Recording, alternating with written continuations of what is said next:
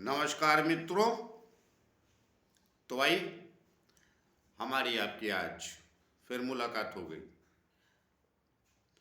और जैसा मैं सभी वीडियो में कहता हूँ कि जब तक परमात्मा की, परमेश्वर की मर्जी है, हमारा आपका सिलसिला चलते ही रहेगा। तो आइए बात करने वाला हूँ मैं मंगल पे, शिव मंगल पे।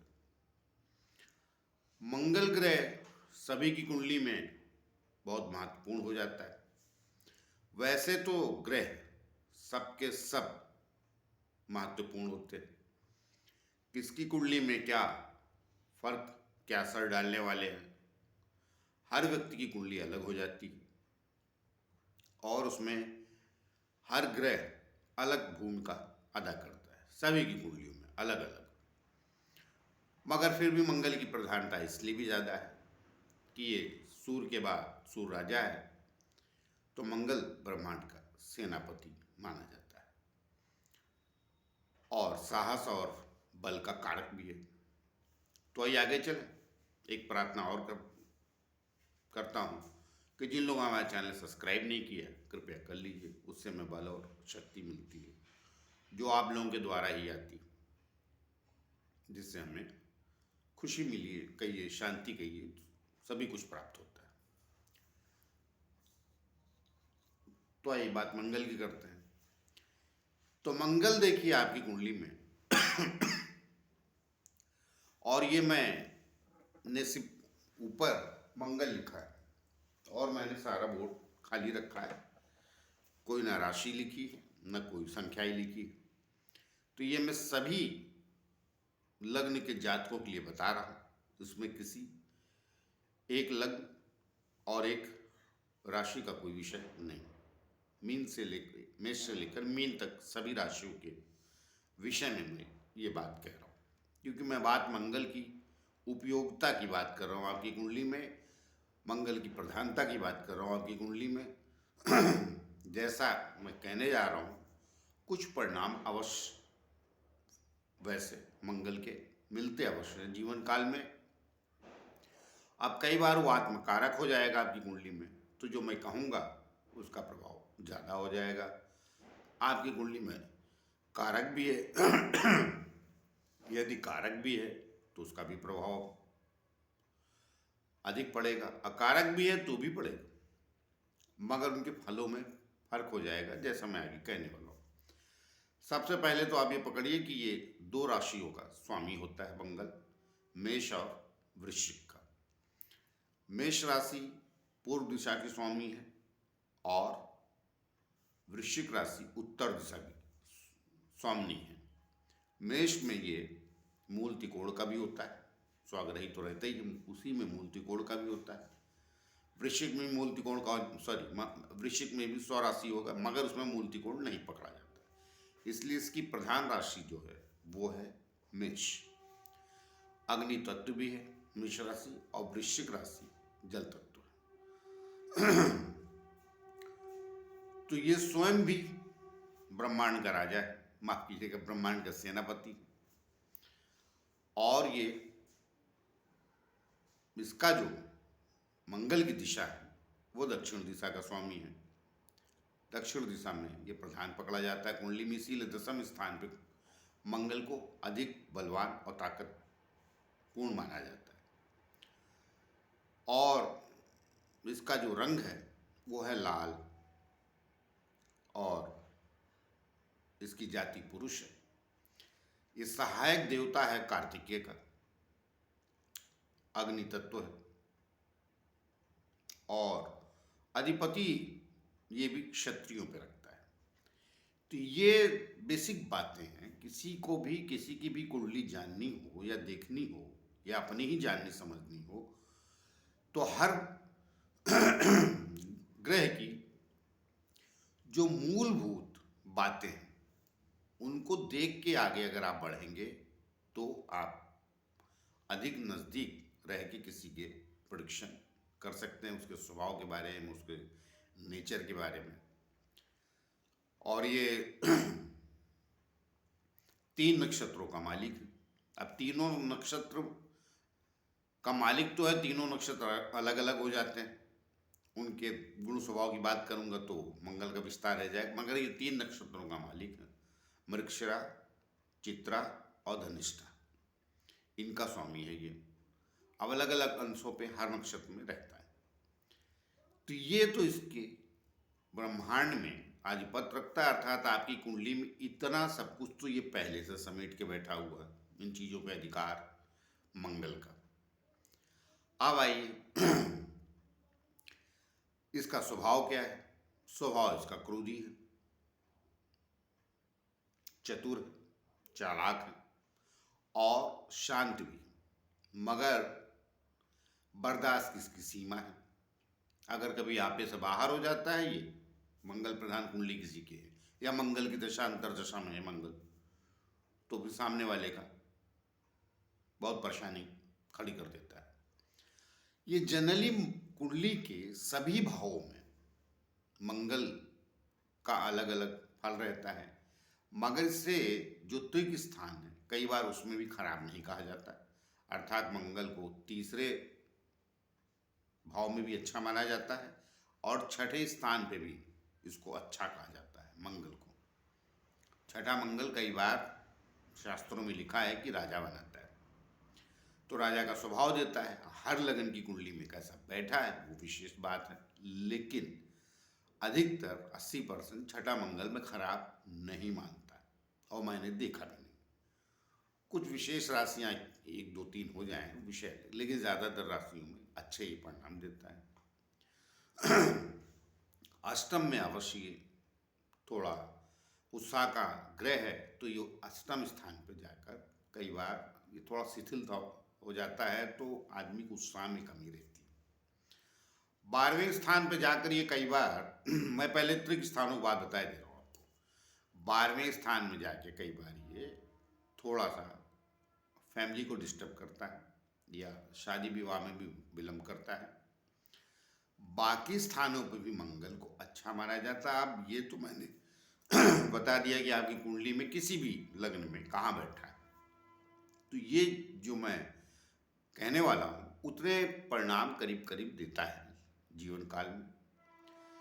तो इसका उत्साह पे आपकी शरीर में बल कितना है, आपका क्रोध किस मिजाज का है, आप कितने क्रोधी हैं, कितने सरल हैं, उस पे ये अवश्य प्रभाव डालता है। क्योंकि अग्नि तत्व तो बता ही दिया, तो अग्नि तत्व मतलब अग्नि का दूसरा रूप क्रोध होता है, तो उस पर भी ये प्रभाव डालता है। अब ये विशेष रूप से जो बहादुरी के काम है वहाँ विशेष प्रभाव डालता है।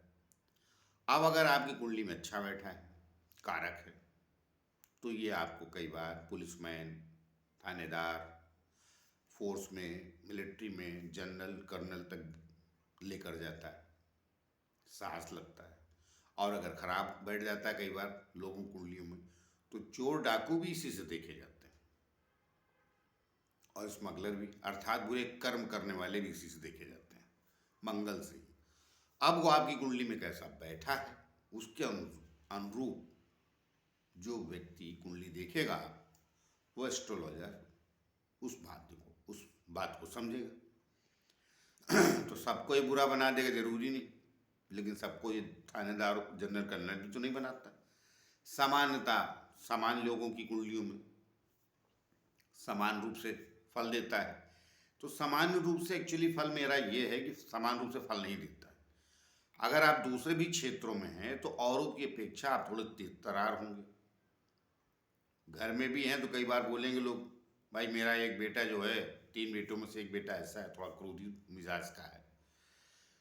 तो क्रोधी व्यक्ति बुरा व्यक्ति होता है, ये समाज की गलत सोच है, मेरा नहीं मानना है। क्रोध अपनी जगह है, किसी को भी क्रोध कहीं आ सकता है, किसी को थोड़ा जल्दी आ जाता है। कुछ ग्रहों का दृष्टि या सहयोग पाके शॉर्ट टेम्पर भी हो जाता है आदमी, बात सही है। लेकिन मैंने देखा जनरली ये बहुत समझदार, संयत विचार का, क्रोधी अवश्य होता है, मगर क्रोध तभी आता है इसको जब इसके स्वाभिमान को छेड़ा जाए। अब सेनापति तो है, बार बार आप ललकारेंगे तो क्या हुई, आएगा नहीं, लड़ लें आएगा। तो समाज भी आप देख रहे हैं कैसा है। कुछ लोग अजीबोगरीब नुक्ताचीनी करने से फर्क फुर्सत नहीं रहती, तो फिर वो कई बार भारी भी पड़ जाता है इनको, तो भारी पड़े ही पड़े। अब वो क्या होता है, कई बार मंगल की दशा, अंतरदशा या मंगल गोचर में किन जगहों पर है उसका भी प्रभाव रहता है। बाकी जनरली ये 10वें स्थान पे बहुत बलवान माना जाता है, बाकी भी जगह में अच्छा फल देता है, मैं गलत नहीं कह रहा हूँ। फर्क इतना हुआ कि कुंडली में जो मैंने इसके गुण धर्म बताए उनका ये विशेष रूप से पालन अवश्य करता रहता अवश्य। और मुख्य रूप से हमने कहा ये बहादुरी का प्रतीक है। तो जो लोग फोर्स में, मिलिट्री में या चोर डाकू नहीं बने हैं तो दूसरे उसमें है, प्रोफेशन में है। मतलब जो दुर्गम काम है, पहाड़ी चढ़ना, पर्वत चढ़ना, वो लंबी लंबी यात्राएं करना, मतलब वो यात्राएं जो कठिन पूर्ण हो। यात्रा पे निकल गए अकेले ही, साइकिल पे, तमाम लोग आप देखें स्कूटर पे निकल गए, मोटरसाइकिल से यात्रा कर रहे हैं, अलग अलग जो भी बहादुरी के काम हैं उसमें मंगल अवश्य उनका बलवान रहता है कुंडली में। कई बार आप देखें व्यापारी भी है, व्यापार कर रहा है, मगर थोड़ा अलग मिजाज रहता है उसका। वो साधारण किस्म से एकदम बुद्ध की तरह व्यापारी नहीं रहता।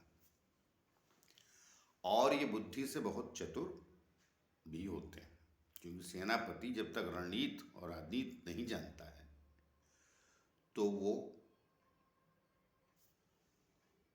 क्या बोलते हैं, राजनीति और समाज में सही सलीके से रह नहीं सकता, मतलब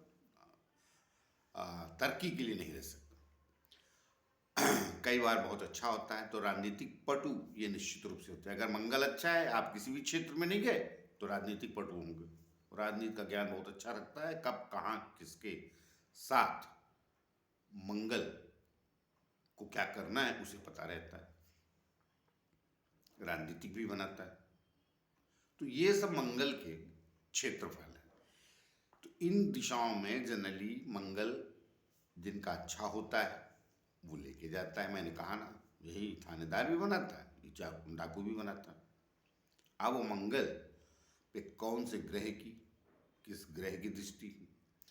अब कई ग्रहों के साथ सात्विक हो जाता है, कई के साथ तामसिक हो जाता है। गुरु के साथ बैठेगा तो सात्विक हो जाएगा, शनि और राहु केतु के साथ बैठेगा तो तामसिक हो जाएगा। सूर्य के साथ बैठ जाएगा तो राशि हो जाएगा। तो अपने यहाँ गुण भी बोलेगा ना, रज सम, रज सत्तम या सत्य रज तम कर लीजिए, तीन कह लीजिए, तीन गुण हैं। तो वो सब ग्रहों से आते हैं, उन गुणों को, उन ग्रहों के गुणों को बताया गया है। मगर अब वो कहा ना, हर गुण धर्म जोड़ने चाहिए एक ग्रह से, और लोग भी तो बात पूरी सुननी नहीं चाहते। सबको लगता है मेरी कुंडली बता दीजिए मैं कितना बड़ा बनूंगा। अरे भाई, आप अपने पहले स्वभाव को तो जानो। स्वभाव समझेंगे आप तो आपका जीवन आगे कैसे, किन ग्रहों से ज़्यादा प्रभावित है, उसके अनुसार आप जाएंगे तो सफलता असफलता तो देखिए उसका मापदंड अलग, वो दशाओं पे भी निश्चित है। कब किसके कुंडली में कौन सा ग्रह महान बैठा है, उसकी कब समय पे दशा आ जाए उसका विषय होता है। मंगल की दशा भी साथ साथ चलती है, तो मैं मंगल की आगे महादशा बताऊंगा, उसमें अंतरदशाओं में कौन कौन से ग्रह हैं उसमें मैं जोड़ दूंगा कुछ और खूबियाँ, दूसरे ग्रहों के साथ कैसे कैसे बर्ताव रखता है। जैसे कि ये मंगल के साथ चंद्रमा बैठता है तो लोग लक्ष्मी योग बोलते कह देते हैं, होता भी है, कह नहीं देते, कई कुंडलियों में पाया भी जाता है और बनते भी। तो ये मैंने मंगल के विशेष रूप से जो मुख्यता पाए जाते, बारीकियां और भी, ये रक्त पे भी असर डालता है आपके शरीर में, और मज्जा पे असर डालता है शरीर में भी, तो शरीर में इसका भी कारक होता है। पित्त और धातु का भी कारक होता है आपके शरीर में। चलिए ये भी जोड़ देता हूँ ताकि आप अपने शरीर का कौन कौन सी चीज़ें बढ़ाता घटाता उसका भी पता कर लें।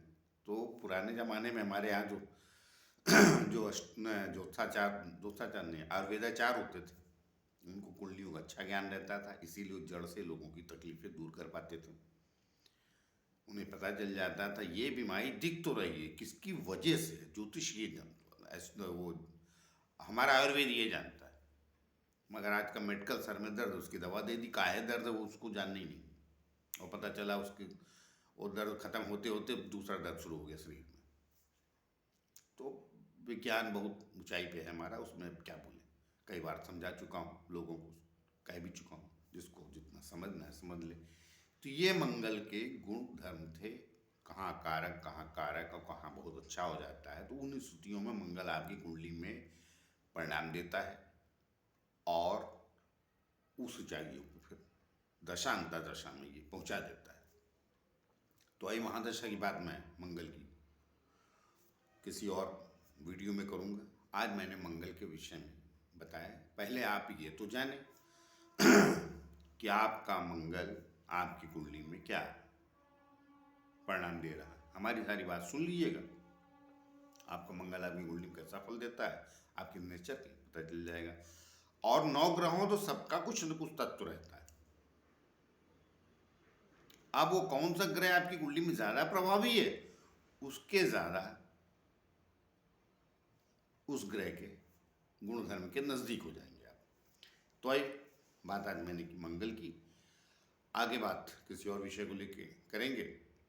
जाते जाते फिर से प्रार्थना है, जिन्होंने हमारा चैनल सब्सक्राइब नहीं किया कृपया कर लीजिए, उससे हमें बल और शक्ति मिलती है जो आप लोगों के द्वारा ही आती है। तो आई मिलते किसी और नए विषय को लेकर, तब तक के लिए नमस्कार।